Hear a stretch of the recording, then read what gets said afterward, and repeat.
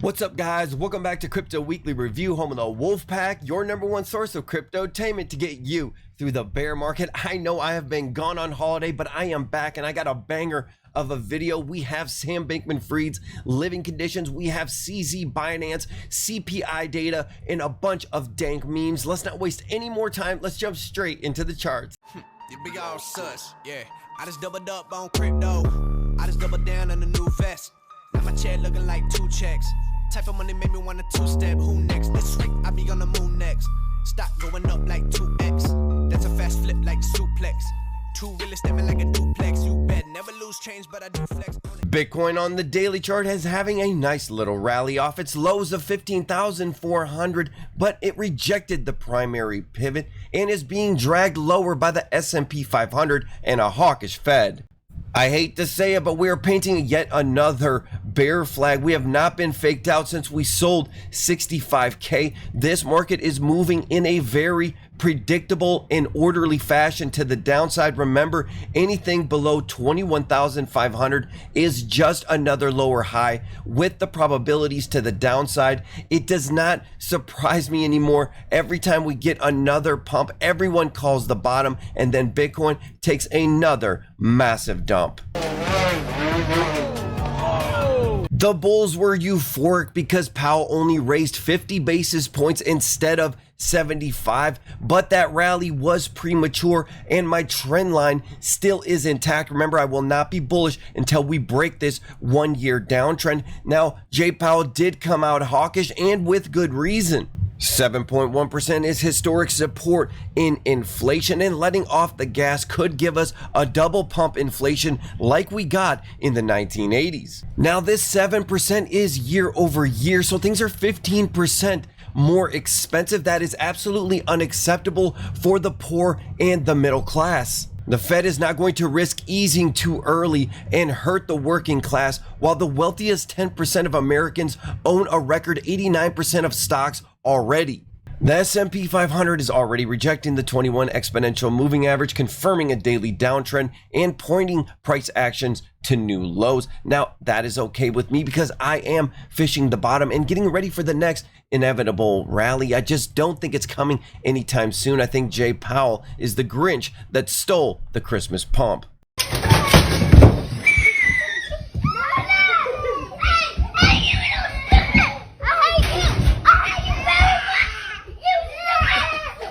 Sam Bankman-Fried has finally been arrested. He is one of the biggest frauds of our generation. He is the inverse Robin Hood. He would take from the poor and give to the elite. He is facing 8 counts of federal charges stemming from wire fraud, securities fraud, and money laundering. He is looking at 134 years in prison. He is still currently living in the Bahamas with 10 roommates, except now they are cellmates at Fox Hill, which is one of the top 5 most dangerous and harsh prisons in the world.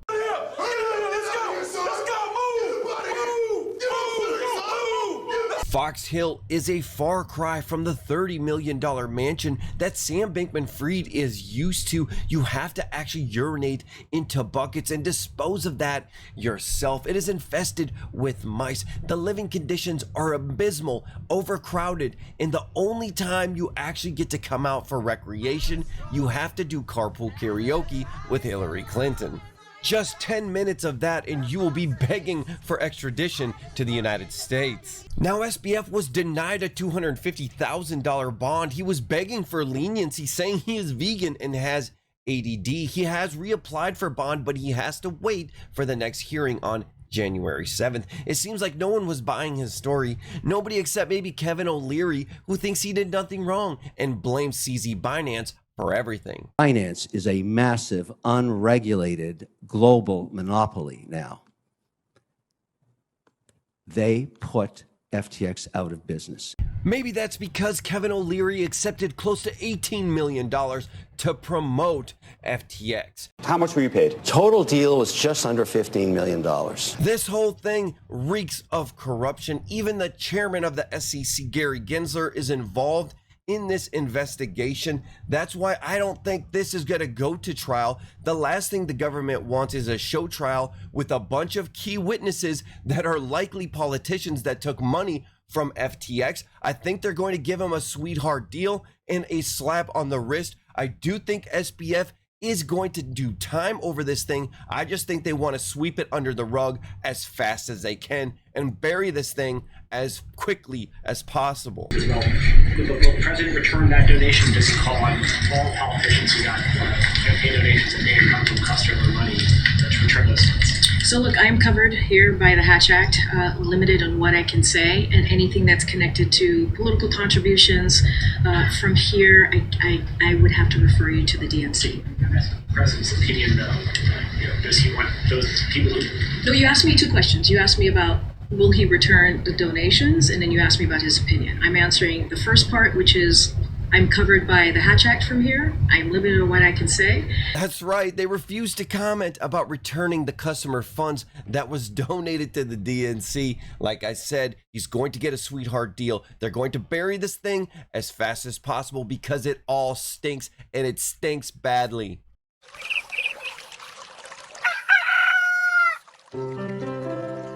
I am covered by the Hatch Act, which I'm happy to say over and over again because we believe in the rule of law here. Donald Trump has been teasing a big announcement. Is he going to drain the swamp? Is he going to tame government spending and bring power back to the people? Nah, he's just dropping an NFT pack. I'm doing my first official Donald J. Trump NFT collection right here and right now. They're called Trump Digital Trading Cards. Yes, for $99 a piece, you too can own one of these poorly photoshopped NFT cards.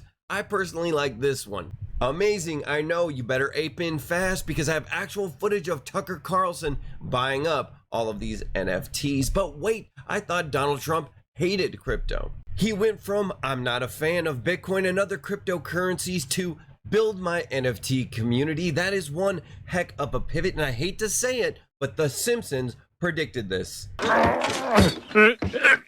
Ow, stupid trash. Okay, it's cringe, but it's not that bad. Would you rather have a president that is sending you SEC letters or someone who embraces cryptocurrency? Now, I will say this brings a whole new meaning to being on a whitelist. Now, Trump has been able to sell all 45,000 of his NFTs in less than 24 hours. Most of the minting is, of course, in Florida.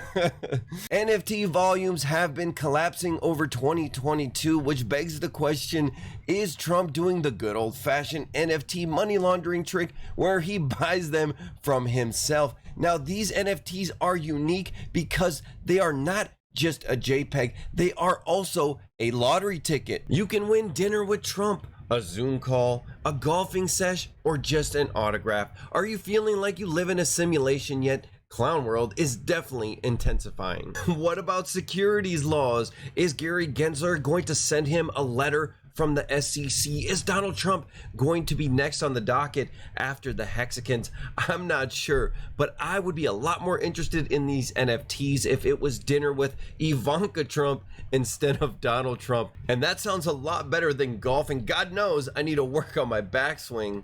Go.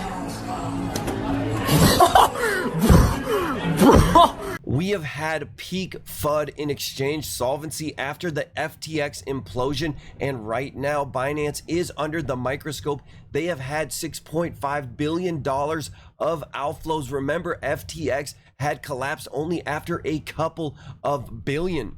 And now Binance's auditor Mazars just quietly nuked the website containing Binance's so-called proof of liabilities. Then CZ Binance went on CNBC and absolutely bombed his interview on Squawk Box. In this So space. do it. Would you be able to $50 million. handle it if somebody asked you for $2.1 billion back? Would that be okay? Would you be able to still withstand things?